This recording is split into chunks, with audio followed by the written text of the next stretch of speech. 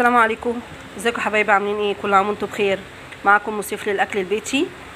النهارده ان شاء الله طلعت الاوردر ده فراخ محشيه بالرز. تمام.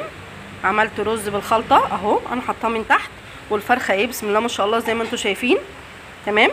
وعملت كيلو محشي مشكل.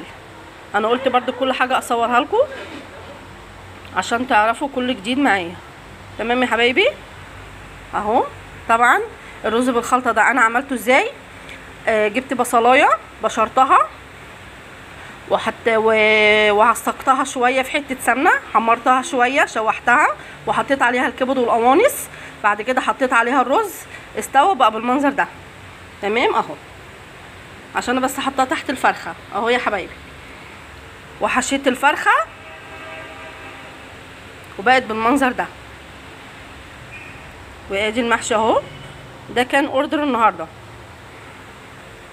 وحطيتها في الفرن، حطيت عليها صلصه، دهنتها بصلصه، حطيتها في الفرن. ما تنسونيش في لايك وتعليق وفعلوا الجرس عشان يوصلكم مني كل جديد. السلام عليكم.